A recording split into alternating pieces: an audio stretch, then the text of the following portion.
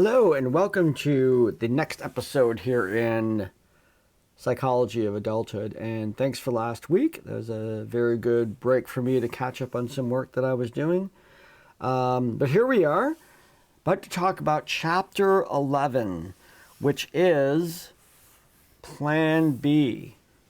Now I want to start off this discussion by identifying a term that we usually come across this term first in Introduction to Psychology, and that term is continuity.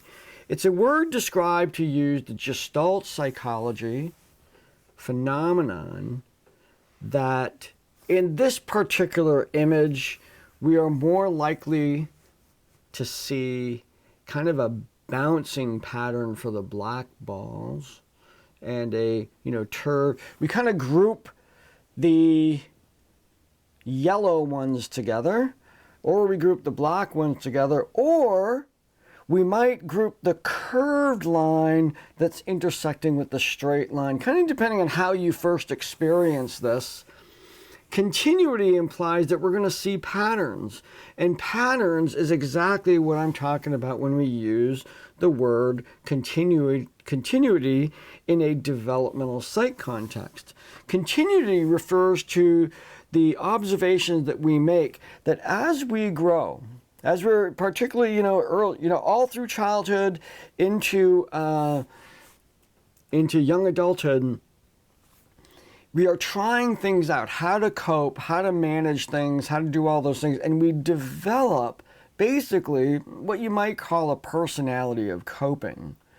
And once we've established those patterns, which for all intents and purposes work for us, even though some of them might not be the most functional things, like a person who learns how to cope with problems by drinking actually addresses the problems, but not in a most effective way. And they may, and continue, what continuity says is that throughout our lifespan, we'll deal with adversity in the same way we always have.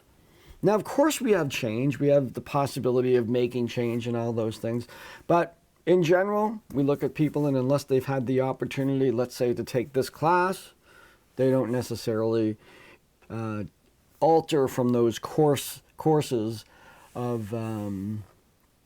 of how they deal with things. And that's kind of what we're talking about here. When we're talking about Plan B, we're talking about things that come along and mess up our plans. And years ago, there was a book that came out called Somebody Moved My Cheese.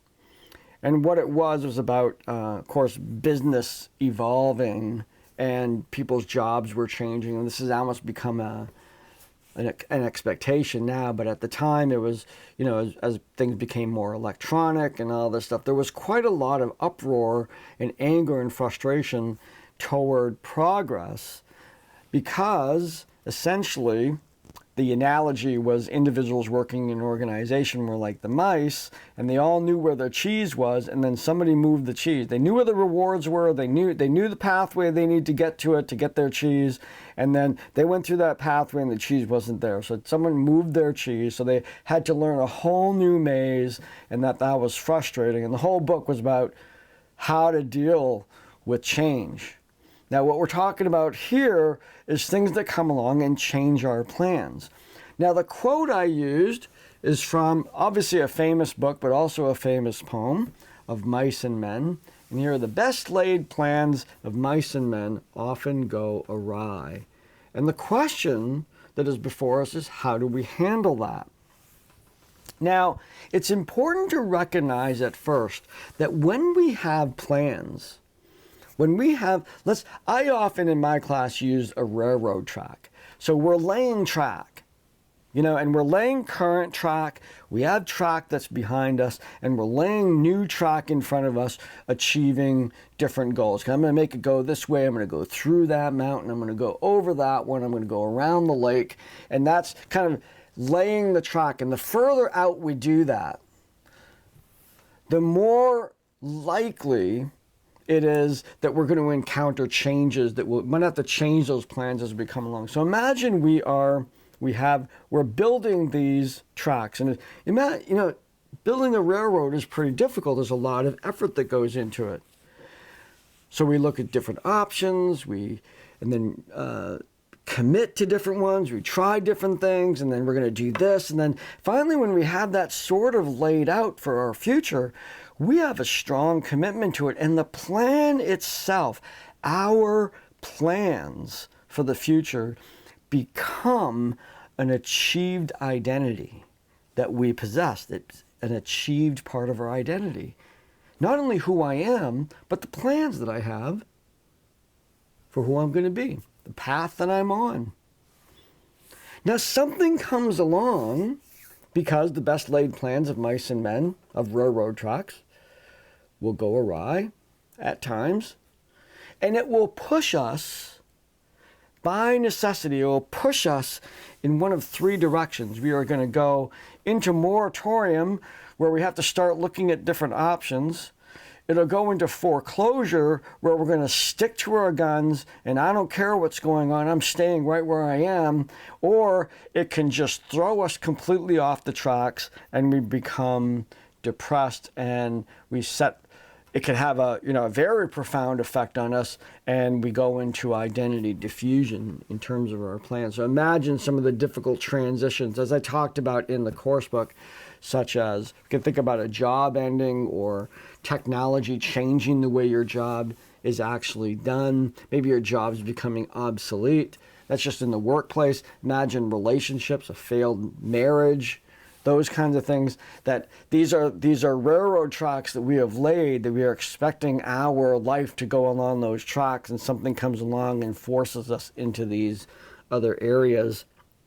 And hence, at that point, the need for a plan B. Now, some people I know engage in plan B planning at the same time they're doing plan A planning, and that's wise and not always necessary, but certainly wise to have a plan B if things don't work out. So it's probably, somewhat uncommon. Maybe for people that come to UMA and even KVCC, a lot of times, that's where they were going to go to school, because they've chosen a school that was close to their schools where their kids go, close to home, they have a job and all those things. But you look at, say, typical students at the University of Maine or something like that, and some of you even might have applied to a number of different schools, and you had your first choice, A, that's your plan A. Then if that doesn't work out, this is my second choice, plan B, and maybe even beyond that. And so you had these kind of laid out. So that's the notion of this plan B. Plan B can also be, what do we do when we're faced with that disappointment I was talking about before, when something throws you off the tracks? And what kind of capacities do we need for those surprise attacks on our plans when things go awry? And that is when we are in need of what we would call adult resilience. Now, up until teaching this class, I really thought about resilience as something that was studied in childhood. Because one of the mysteries that we experience in studying psychology is that there are some children that grow up in absolutely horrible households, abuse, neglect of all kinds, and yet persevere, seem to do well, sometimes even thrive after they've been removed from that environment. Other kids, not as lucky, permanently disabled, sometimes even institutionalized for the rest of their lives because of those seemingly same situations. What is it about the kids that do well, even though they've been literally pounded with efforts to push them down?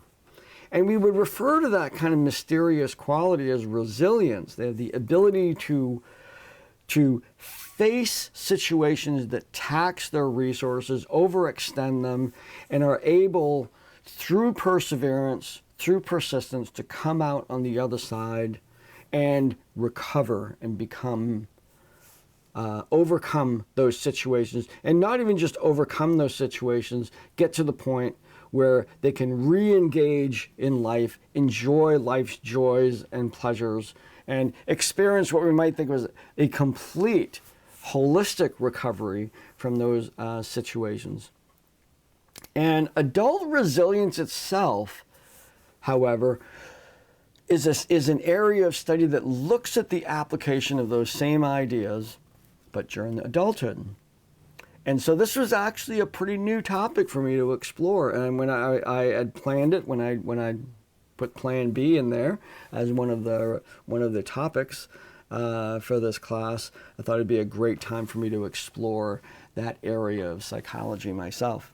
So adult resilience is made up of some particular components that individuals who have these components in their life tend to be able to weather situations much better. The first one is basically a psychobiology and capacity for this is your personality, your biochemistry. You're just wired in a way that you don't have too much of a biological reaction to stressful events. You have healthy bodies, those kinds of things, and just the capacity to be able to deal with these things. Second is a focus on positive emotions as opposed to negative emotions. So seeing the silver linings in things, seeing that it's much more, almost attitudinal, that an individual in bad circumstances will see, well, this situation is going to teach me something. Or even though, like much like what we're going through right now, there's with the COVID pandemic, there's positives. There's obviously a whole boatload of negative aspects to it, but we've learned things about ourselves. Maybe we've become closer to our families because we've been forced to be separated from them. So seeing that particular kind of brighter side of things and focusing on, it might be a bad day, but maybe you went out and you saw a bird flying and experienced, the gratitude for such beauty in our natural world or something like that. And just having that kind of focus is a big part of adult resilience.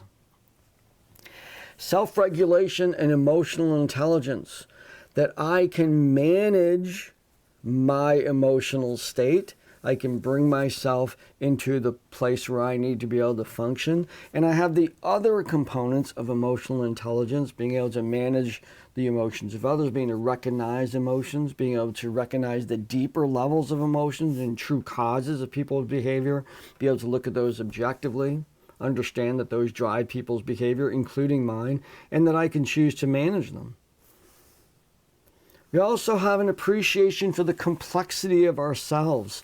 We continually search for easy answers, yet they evade us because easy answers are usually not the what's going to solve our problem. We may be faced with a situation, and the solution is scary, angering, frustrating. You don't want to do it, feel you have to do it, people are telling you to do it, still don't want to do it. Those kinds of things. And we're faced with those complex sets of emotions about the path that we may have to take in order to resolve a situation, or our the deep ways in which we discover our frailties when, let's say, we're fired from a job and we recognize just how much that hurt us, or how much that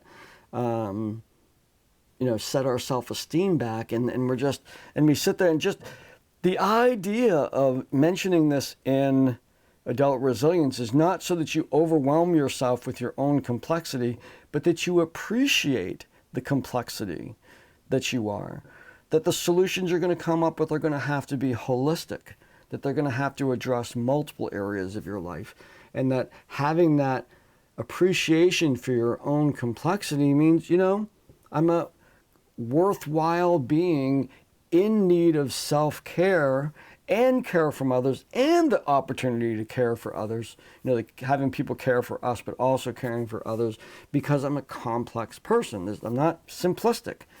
And so that's a very important part of adult resilience. Providing yourself the ability to grieve whatever the loss was, to just shuffle it off and not actually manage those emotions is not functional. You should I guess hate to say that word as a psychologist. You should do this. But when you lose something, it hurts. Now, it might be one of those, straight out of the, straight out of the gate sort of situations. If a loved one dies, well, of course it hurts, but any sort of loss, and to be able to have a pattern, remember, it goes back to that continuity, to have a pattern of how you deal with all kinds of loss.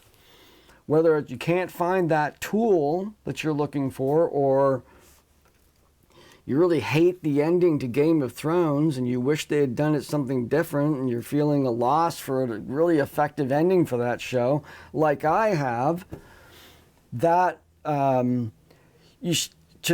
embrace the feeling of the loss and the grieving, because it shows the complexity and intensity of the situation. We do not drown in it, because remember, we have capacity, we're looking at positive emotions, we're regulating our emotions, we're appreciative of the complexity. This is all happening at the same time. So as we grieve, we are healing. And that's a vital part of adult resiliency. Faith, spirituality, and or personal cosmology. And I think this kind of really attests to the notion of being part of, being aware of and being part of something larger than yourself. I'm a person of faith myself as a Christian, and it's an important part of my resilience to my belief system says that there is something bigger than this, and that I'm part of something very amazing and complex. And that provides me comfort with some of the challenges that I have faced over the course of my life. And then finally, community. Right here, the people that you connect with. Now this is friends, family, co-workers, activities in the community, all the ways in which we interact with other human beings. Now, I'm going to throw out here the fact that we have been, and I mentioned it a little bit earlier, we have been tested. Many of us have been tested in ways that we really have never been tested before because of COVID. Now, this is actually part of my own personal silver lining to what COVID has done, is COVID has provided us with an opportunity to develop adult resilience. Now, some of us have done really well, some of us struggle, some have not been doing well, and I am certainly sympathetic to all the diversity there, but it did provide many of us with an opportunity to think very deeply about the things that we need and what we have, and be grateful, engender gratitude, and develop a sense of adult resiliency. So our capacity, the need to take care of our bodies, focusing on positive emotions when we get up in the morning and throughout the day, self-regulation, again, the complexity of ourselves, the realizations we came to as to our needs only when they were gone. And so how important it is going to be post-pandemic, how important it's going to be for us to hold on to those things. The quiet times, the alone times, the times with family, the times with other people, how important those things have been because they got us through, are probably very important post-pandemic as well. And we do not want to lose sight of those things that we've learned. That we have been grieving, not only the literal grieving of people we have lost because of this disease, but the connections we have lost, the productivity of the loss, the projects and whatnot, and understanding what it meant to lose those things so that we can appreciate them more. Maybe you developed a deeper faith, a deeper spirituality, deeper understanding of the bigger picture, and certainly, probably of all of these, the most impacted was our sense of community, meeting with others, our classmates, our teachers, our colleagues, our co-workers, family members, those kinds of things that we have realized just how important those things are. Now in the assignment, there's an assignment for this chapter that relates to this, but it also relates to another set of items that were created actually by a friend of mine, Amy Morin, who's gone on to great things now. She's a internationally best-selling author. Used to teach for me at KVCC. I'd hired her years ago to come in and teach Introduction to Psychology and whatnot. And she has developed a framework based around her first book, which is 13 Things Mentally Strong People Don't Do. And I've listed those in the course book. Didn't want to really create another slide with all those things on it. So here's a brick wall that represents the strong person, mentally strong people, and what do they not do? Is another set of guidelines and guideposts as to, I had my whole list here of things you can do and characteristics that you have, and then there's pitfalls to avoid, like giving up your power and those kinds of things that Amy focuses on. I was really happy at this point, I'm finally able to include some of her work in one of my classes, and I really, really advise you. I referenced 2 books in the content of this week's chapter.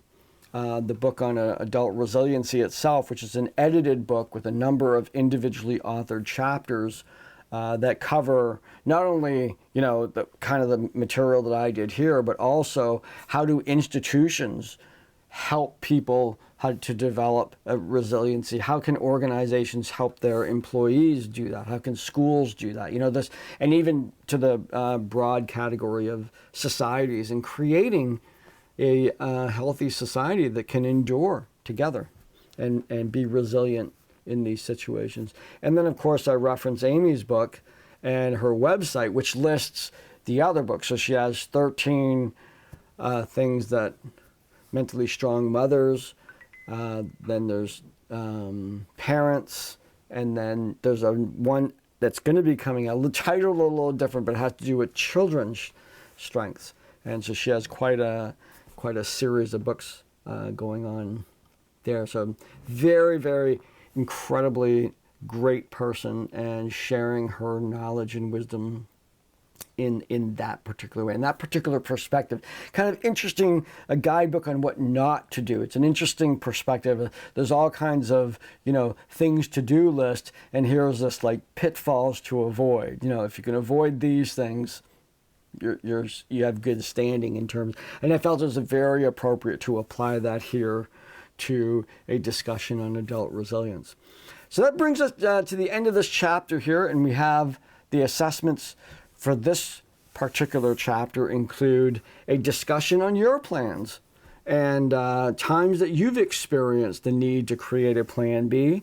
And then the assignment, again, reviewing for yourself your own strengths, weaknesses, and needs in regard to the list of characteristics that I included on adult resilience and the pitfalls identified in Amy's 13 things mentally strong people don't do. And just a review of each one of those. So it's just a brief paragraph on each one of those. That's very simple. Where are you at with that? Can it improve? Is this a weak part for you? More for you than for me, but as an assignment, it kind of motivates you to do that kind of reflection. And really, you can take that and run with it and see areas that, maybe I need to work on this area and work on this area. And then at the same time, throw things in there that really validate that here you are, still going to school with all of this stuff going on.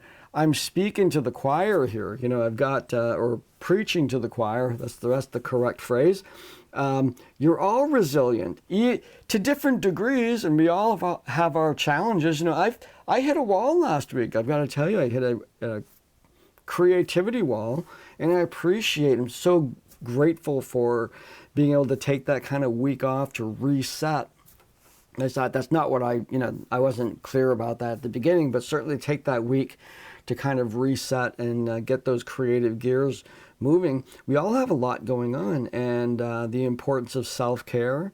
And so when you're doing those, try to recognize the skills and traits that you have that have allowed you to be here right now. And so certainly you have that endurance and you have that capacity because here you are in class. So I'm talking with resilient adults right now. So that's it for this week. And I will see you in those discussion boards to share about what plans we've had that didn't quite go the way we wanted, and maybe the plan Bs that we created in order to get through them. So I will see you there, and have a great week.